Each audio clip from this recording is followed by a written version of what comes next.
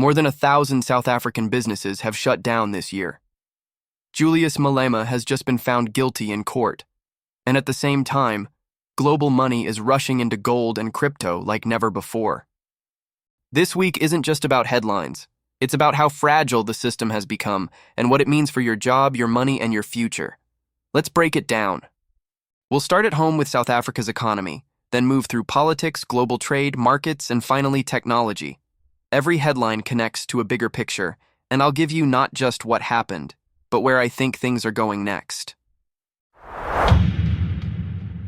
South Africa's business community is bleeding. More than 1,000 companies have already liquidated in 2025, and the numbers are climbing faster than last year. Finance, insurance, real estate, and business services are being hammered the most. This is not just a statistic. It's families losing their livelihoods. And unless Eskom stabilizes and borrowing costs come down, I believe these closures will accelerate into the end of the year. While that's happening, government has made it easier for employers to dismiss workers. The new Code of Good Practice allows quicker firings and looser probation. For businesses, that looks efficient. For workers, it's terrifying. In a country with over 30% unemployment, this just makes people more disposable. I expect we'll see rising fear in workplaces, and that's going to fuel political anger too. There's also talk of changing VAT rules.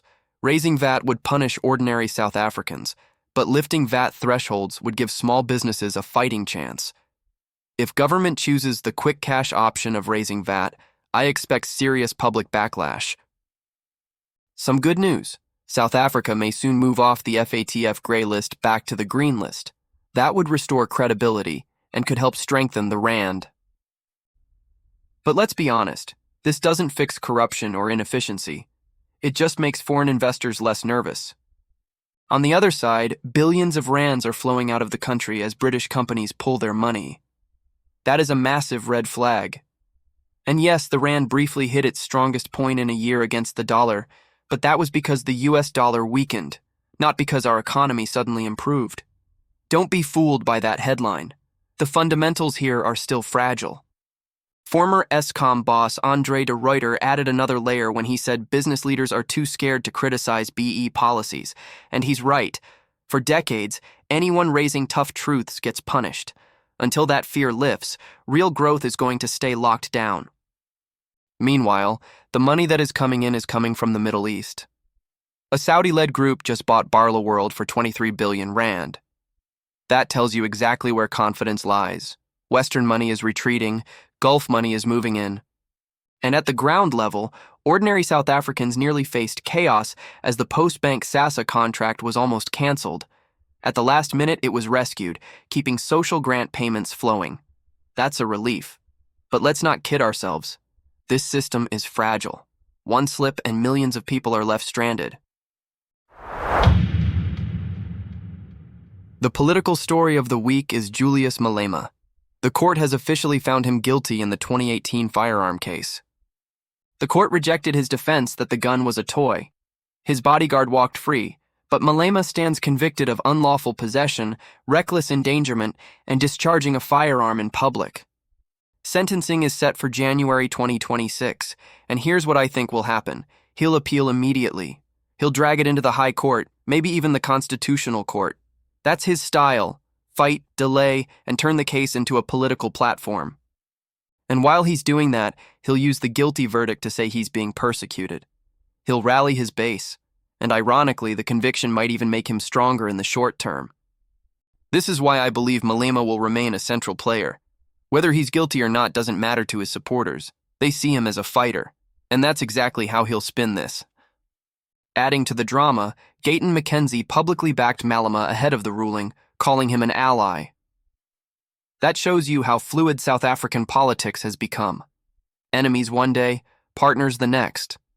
McKenzie is playing his own game, making sure he can benefit if Malema is forced into a corner. South Africa's trade ties are on shaky ground. The African Growth and Opportunity Act, AGOA, which gives us tariff-free access to U.S. markets, was extended by Washington, but only for 1 year. That's not stability, that's a leash. It means exporters get temporary breathing room, but this same crisis will be back next year. If we don't diversify into BRICS, Africa, and Asia, we're setting ourselves up for disaster. Meanwhile, reports surfaced that Israel may pull troops out of Gaza under a Trump-brokered ceasefire. If that happens, oil prices might stabilize, inflation could ease. But I don't buy it lasting.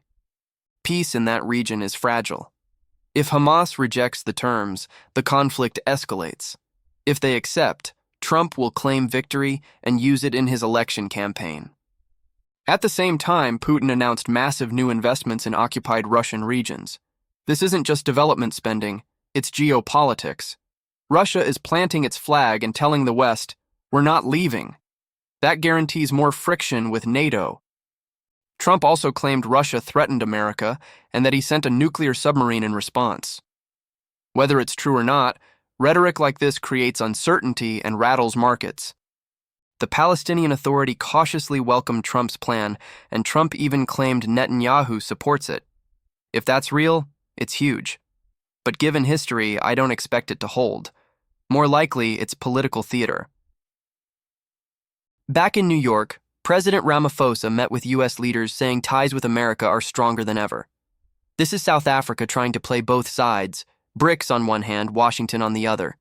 But investors will eventually ask, which way are we really leaning? And in Africa, South Africans were dealt another blow. Somalia scrapped visa on arrival for us, forcing travelers to apply online before going. Another sign our passport is getting weaker. Gold was the star of the week. It hit a record high of $3,170 an ounce.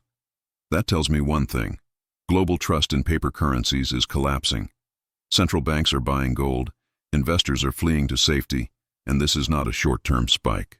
Gold is back as the ultimate store of value, and South Africans should take note. The Bank of Japan hinted at closer ties with Ripple and Circle, signaling that blockchain could soon be part of central banking. If this becomes reality, it could bring crypto straight into the heart of traditional finance. Over in Washington, the U.S. government shutdown rattled markets again. Services froze, the dollar dipped, and gold shot higher. Every time America stumbles like this, the world looks for alternatives. Emerging markets, including South Africa, can benefit. But only if we look stable, which we don't right now. And then there's crypto. October has been called ETF month. The SEC will decide on 16 crypto exchange-traded funds covering Solana, XRP, Litecoin, Dogecoin, and more. Approvals could unleash the next bull run. Rejections could crash the market. I believe we're standing at a tipping point for crypto in 2025. We've already seen movement. The SEC cleared the path for an XRP ETF, dismissing major cases. Then came a shakeup.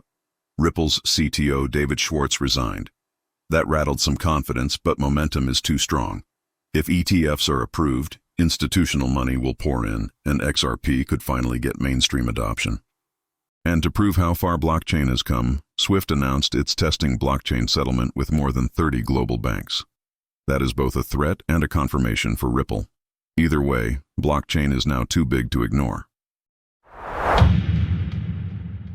Back home, government is moving to register every drone on a new national electronic system. They say it's about accountability and safety. But for small businesses and hobbyists, it risks becoming another barrier. Overregulation could kill innovation before it takes off.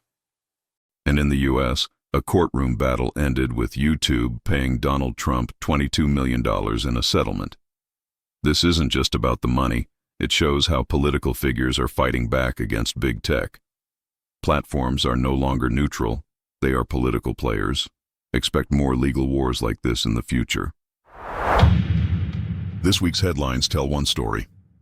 Fragility everywhere. Our economy is unstable. Our politics is volatile. Our trade deals are temporary, and our money is rushing into safe havens. But I believe that by understanding these patterns, we can prepare, adapt, and stay one step ahead. That's what Global Edge is here for, giving you the bigger picture. What do you think? Should South Africa cling to AGOA and its U.S. ties, or pivot fully toward BRICS and new trade partners? Share your thoughts in the comments. If this recap gave you clarity, hit like, share it, and subscribe for more straight-talking analysis here on Global Edge.